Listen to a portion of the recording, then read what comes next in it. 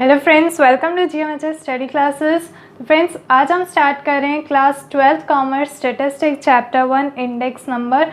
मैंने already 2 videos इस chapter पे अपलोड कर दिए, आप ज़रूर चेक कीजिएगा वो सारे वीडियोस।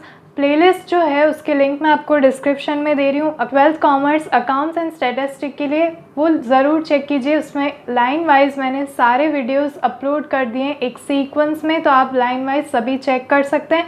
तो 12th कॉमर्स के जो वीडियोस मैंने अपलोड किए स्टैटिस्टिक में चैप्टर 1 में मैंने थियोरी एक्सप्लेन की थी और सेकेंड वीडियो में मैंने फर्स्ट इलस्ट्रेशन सॉल्व करवाया था। आज के इस वीडियो में हम सेकेंड इलस्ट्रेशन से स्टार्ट कर रहे हैं। सभी इलस्ट्रेशन अलग अलग टाइप्स के हैं और हर एक इलस्ट्रेशन में आपको नई मेथड यहाँ पर देखने मिलेगी, इसलिए मैं चाहती हूँ यहाँ पर मैं ज़्यादा से ज़्यादा सम्स आपको सॉल्व करवा सकूँ ताकि आपकी अच्छे से प्रैक्टिस हो जाए 12th स्टैंडर्ड में।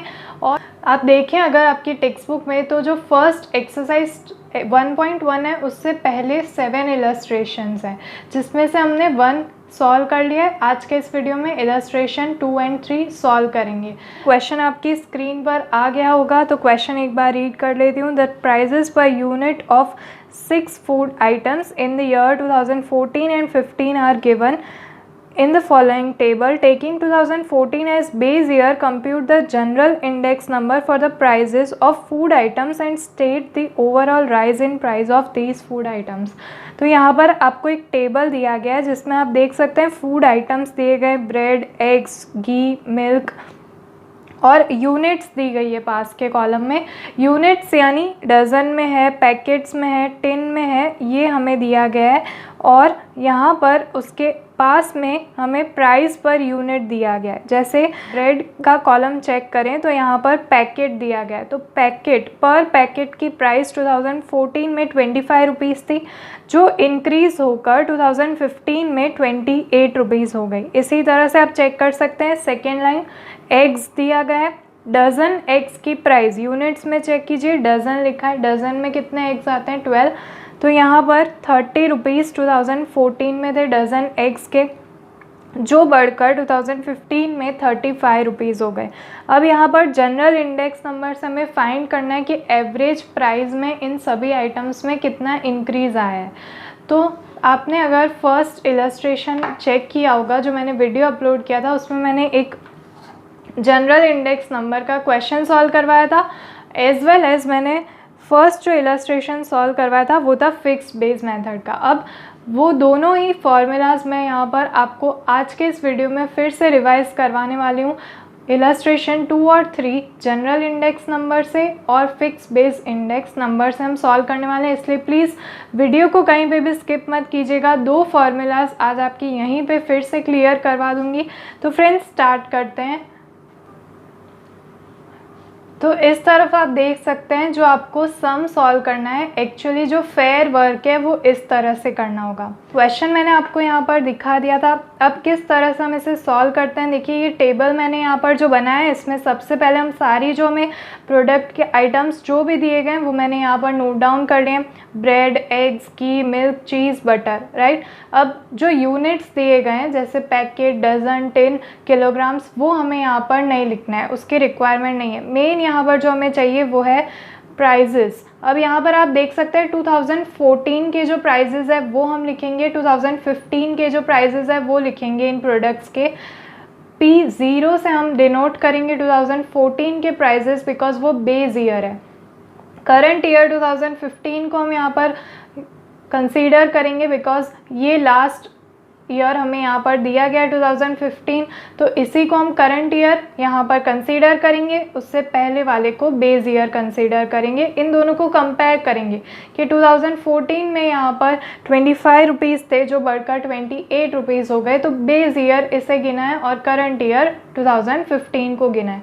अब यहाँ पर इस कॉलम में हम फाइंड करेंगे प्राइस रिलेटिव, यानी क्या डिफरेंस रहा, डिवाइड करके इसे फाइंड किया जाता है।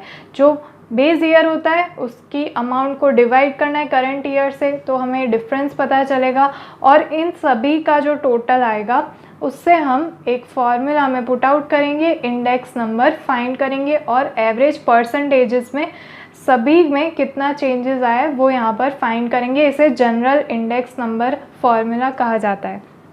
इससे मैंने आपको पहले भी वीडियोस में एक एग्जाम्पल समझाया था जिसमें मैंने वीट और राइस का जनरल इंडेक्स नंबर कैलकुलेट करके दिखाया था। आज हम बहुत सारे प्रोडक्ट्स का जनरल इंडेक्स नंबर सॉल्व करें इलस्ट्रेशन 2 में। तो स्टार्ट करते हैं। पहले मैं यहाँ पर सभी की प्राइजेस लिख देती हूँ। देखिए, ब्रेड की जो प्राइस थी वो 2014 में 25 रुपीज़ थी, जो इंक्रीज़ होकर यहाँ पर 28 रुपीज़ हो गई। इसी तरह से एग्स की हमें गिवन है यहाँ पर 30 रुपीज़ पर डज़न थे, जो 35 रुपीज़ पहुँच गए थे। उसके बाद घी पर टिन दिया गया था, ये 375 रुपीज़ थी, जो यहाँ पर 380 हो गई इंक्रीज़ होकर। उसके बाद मिल्क हमें दिया गया है, that was 36 rupees in 2014 and which raise to 40 rupees in 2015। Next देखते हैं चीज़ हमें पर किलोग्राम दिया गया है, अमाउंट 440 और 2015 में इंक्रीज़ होकर 500। बटर भी पर किलोग्राम पे हमें प्राइस दी गई है 265 इन 2014 एंड 300 इन 2015। अब ये सारी प्राइसेस हमने लिख लिया है। जस्ट अब आपको यहाँ पर इन्हें डिवाइड करना है। किस तरह से करेंगे? पहले प्रीवियस ईयर की प्राइस 2014 की 25 rupees for bread divided by 28, current year की प्राइस डिवाइडेशंस कीजिए। आंसर हमारा यहाँ पर जो आ रहा है दैट इज़ 1.1200, राइट। इस तरह से हमें सभी के लिए फाइंड करना है। हम हर एक प्रोडक्ट को उसके ही प्राइस की जो प्रीवियस ईयर की प्राइस है उससे डिवाइड करेंगे। यहाँ पर फिर से करेंगे। देखिए, 30 डिवाइड बाय 35 देख सकते हैं हम। 2014 में 30 रुपीज़ थी, जो बढ़कर 35 हुई, तो दोनों को डिवाइड कीजिए। एवरेज जो यहाँ पर वैल्यू आ रही है 1.166, वो यहाँ पर लिख दीजिए। इसी तरह से हम जल्दी से सभी के लिए कैलकुलेट करते हैं। 375 डिवाइड बाय 380 फॉर घी, तो इसे डिवाइड करने पर हमारा आंसर जो आ रहा है वो हमें यहाँ पर लिख देना है। नेक्स्ट 36 डिवाइड बाय 40, तो यहाँ पर डिवाइडेशंस करने पर हमारा आंसर आ रहा है 111। अब फिर से हम यहाँ पर फाइंड करेंगे चीज़ के लिए। 440 divided by 500 is equals to यहाँ पर 1.1364। ऑलराइट, नेक्स्ट चेक करते हैं। 265 डिवाइड बाय 300। अब डिवाइडेशंस करने पर हमारा आंसर यहाँ पर आ रहा है 1.1321। अब टोटल करना है। यहाँ पर आप देख सकते हैं टोटल करना है। लास्ट कॉलम में इन सभी को ऐड करना है। आंसर यहाँ पर आएगा 6.6795। अब यहाँ पर मैं आपको बहुत इम्पॉर्टेंट चीज़ बताती हूँ। कैलकुलेशंस की एक ट्रिक है इस क्वेश्चन के अंदर। इस तरह के क्वेश्चन को आप सॉल्व कर सकते हैं। डायरेक्टली आपको क्या करना है, अपनी कैलसी में जब आप इनका कैलकुलेशन करें तब इक्वल्स टू जब आप करते हैं उसके बाद आप डिलीट मत कीजिए। जो भी वैल्यू आई है नेक्स्ट वैल्यू का कैलकुलेशन कीजिए। किस तरह से मैं फिर से बताती हूँ। जैसे आपने कैलसी में 25 डिवाइड बाय 28 किया इज इक्वल्स टू आप करते हैं तो आपका ये आंसर आ गया। अब इसे रहने दीजिए। डायरेक्ट आप अब टाइप कीजिए 30 divide by 35 is equals to, next answer आपका आ जाएगा। इसी तरह से आपको क्लियर ऑल नहीं करना है, डायरेक्ट सभी का करते जाइए लास्ट तक। जब आप 265 डिवाइड बाय 300 करते हैं और आपका ये आंसर आता है, उसके बाद GT करके ग्रैंड टोटल का एक बटन आपके कैलसी में होगा। उस बटन को आप प्रेस करते हैं तो डायरेक्टली आपका ये आंसर आ जाएगा। आपका टाइम बोर्ड एग्ज़ाम्स में कंज्यूम होगा। इनफैक्ट सभी एग्ज़ाम्स में आप अपना टाइम कंज्यूम कर सकते हैं इससे, तो कैलकुलेशंस में आपको हेल्प मिलेगी इससे। आप ग्रैंड टोटल का यूज़ कर सकते हैं। इसी तरह से मैं आपको आगे भी बताती रहूँगी कहाँ कहाँ किस तरह से आपको कैलसी में ईजीएस्ट वे में आप कैलकुलेशंस कर सकते हैं। अगर ये ना समझ में आया हो तो फिर से आप मुझे कमेंट करके पूछ सकते हैं, मैं आपको एक्सप्लेन कर दूँगी। तो यहाँ पर हमने देखा कि हमारा लास्ट आंसर यहाँ पर आ चुका है 6.6795। अब हम क्या करेंगे, डायरेक्टली फॉर्मूला में इसे अप्लाई करेंगे। तो मैं पूरा इरेज करती हूँ, फॉर्मूला लिखती हूँ जनरल इंडेक्स नंबर की और उससे हम इंडेक्स नंबर फाइंड कर लेते हैं। सो फ्रेंड्स, अब ये जनरल इंडेक्स नंबर की फॉर्मूला यहाँ पर मैं लिख रही हूँ और आपको एक्सप्लेन भी करूँगी। उससे पहले हमने जो अभी लास्ट में कैलकुलेट किया वो ये आंसर था 6.6795।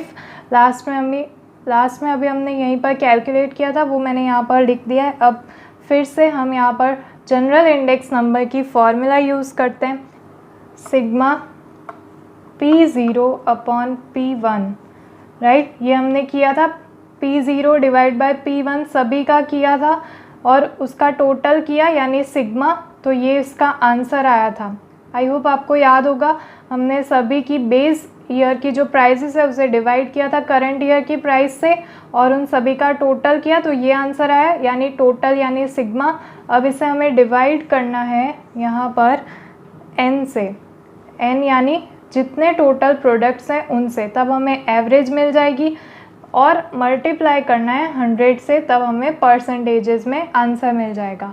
तो यहाँ पर हम चेक करते हैं, देखिए हमारे पास पहले ये आंसर है सिग्मा P0 अपॉन P1 का, ये हमने जो फाइंड किया तो ये यहाँ पर लिख देते हैं 6.6795 डिवाइडेड बाय n, n यानी कितने प्रोडक्ट्स थे, तो यहाँ पर आप चेक करेंगे तो 6 प्रोडक्ट्स थे, that was bread, eggs, ghee, milk, cheese, butter, 6 products, तो यहाँ पर 6 लिखेंगे, मल्टीप्लाई बाय 100।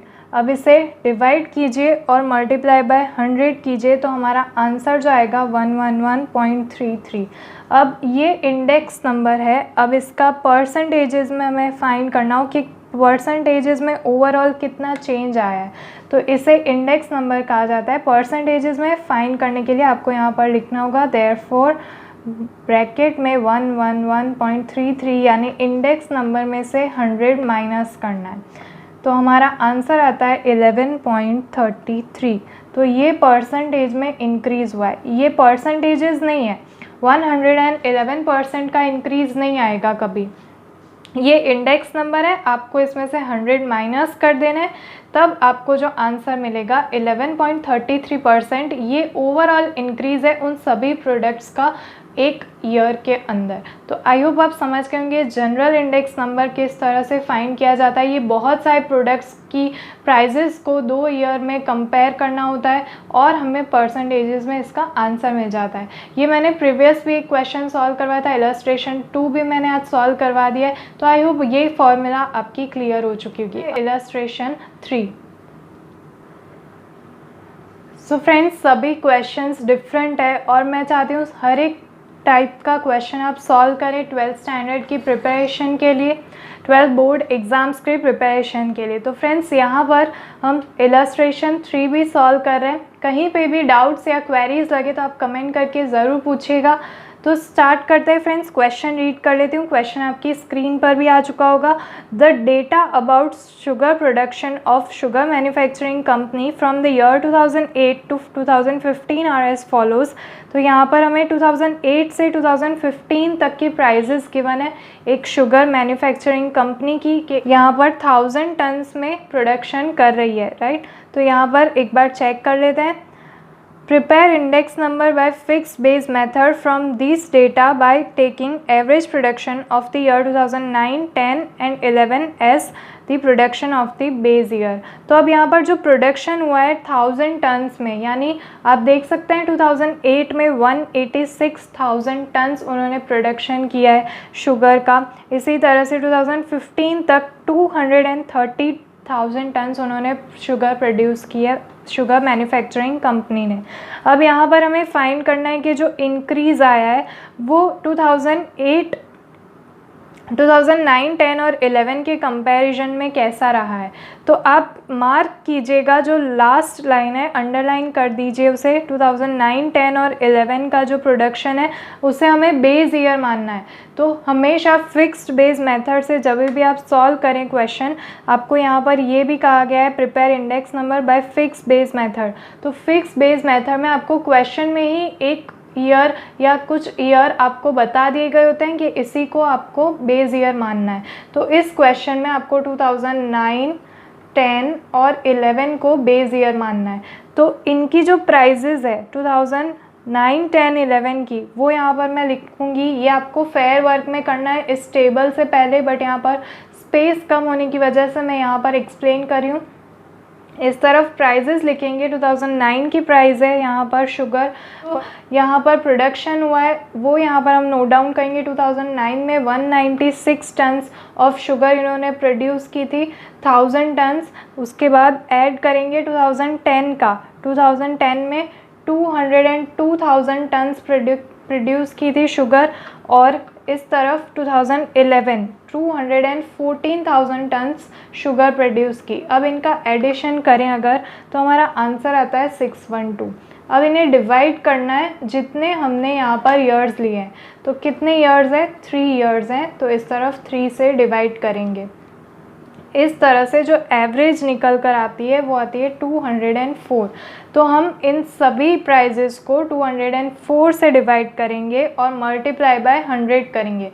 ये फॉर्मूला आप चेक कर सकते हैं, P1 डिवाइड बाय P0, यानी हर एक ईयर करंट ईयर बनता जाएगा, और P0 ये होगा, हमने जो फाइंड किया है एवरेज इन तीनों ईयर के प्रोडक्शन की, और उससे मल्टीप्लाई करना है 100 से। तो ये आपकी फिक्स बेस मेथड यहाँ पर सॉल्व हो जाएगी। ये फिक्स बेस मेथड से हमने एवरेज फाइंड किया है। तो 104 से इन सभी को डिवाइड करना है और मल्टीप्लाई बाय 100 करना है। बस आपका सम यहाँ पर बेस करती हूँ और इस सम को जल्दी से सॉल्व कर लेते हैं। सो फ्रेंड्स, हम कैलकुलेट करते हैं। बस आपको यहाँ पर कैलकुलेशन ही करनी है। 186 ये करंट ईयर हो चुका है 2008 में, इसे हम डिवाइड करेंगे, डिवाइडेड बाय 204 जो हमने एवरेज फाइंड की थी, और मल्टीप्लाइड बाय 100। इसका आंसर जो आता है वो यहाँ पर आपको लिख देना है 91.18, राइट। यहाँ पर आपको लास्ट में टोटल नहीं करना है, तो बस ये आपका आंसर आ गया। नेक्स्ट आपको चेक करना है, अब 2009 यहाँ पर करंट ईयर बनता है, जिसमें प्रोडक्शन जो हुआ है वो 196,000 टन्स, डिवाइडेड बाय 204। सभी को 204 से ही आपको डिवाइड करना है, क्योंकि ये बेस फिक्स्ड बेस मेथड है, इसलिए मल्टीप्लाइड बाय 100। इसका जो आंसर आ रहा है 96.08, वो आपको नोट डाउन करना है। इसी तरह से 2010 के लिए 202 divide by 204 multiplied by 100 is equals to 99.02। बस आपको इसी तरह से सभी को कैलकुलेट करना है। लास्ट में ना ही आपको टोटल करना है, ना ही आपको -100 करके परसेंटेजेस में आंसर फाइंड करना है। बस ये इसका कंप्लीट आंसर होगा। 214 यहाँ पर हम डिवाइड करेंगे 204 से, मल्टीप्लाई करेंगे 100 से, तो हमारा आंसर यहाँ पर आएगा 104.90। ये इंडेक्स नंबर आप देख सकते हैं, क्वेश्चन में बोला गया है आपको सिर्फ इंडेक्स नंबर फाइंड करना है।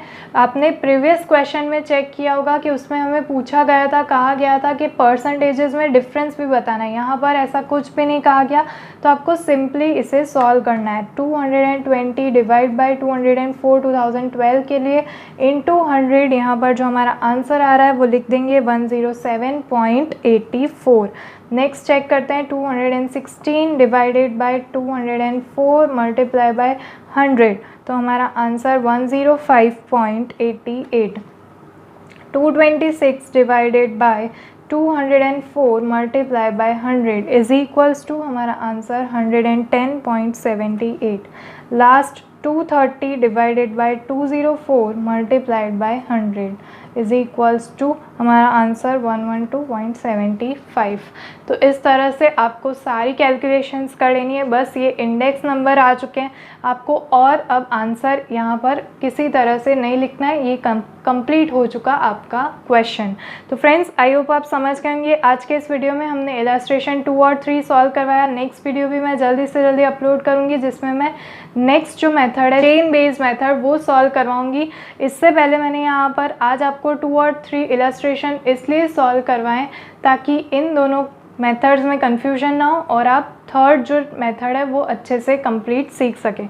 तो फ्रेंड्स, वीडियो हेल्पफुल रहे तो प्लीज़ इसे लाइक कीजिए, शेयर कीजिए अपने फ्रेंड्स के साथ, ताकि और भी फ्रेंड्स की हेल्प हो सके। चैनल को ज़रूर सब्सक्राइब कीजिएगा। बहुत सारे स्टूडेंट्स हैं, रेगुलरली वीडियोस देखते हैं, कमेंट्स करके डाउट्स भी पूछते हैं, बट चैनल को सब्सक्राइब नहीं करें, तो प्लीज़ चैनल को सब्सक्राइब कर दीजिए। मिलते हैं हमारे नेक्स्ट वीडियो में, तब तक के लिए गुड बाय।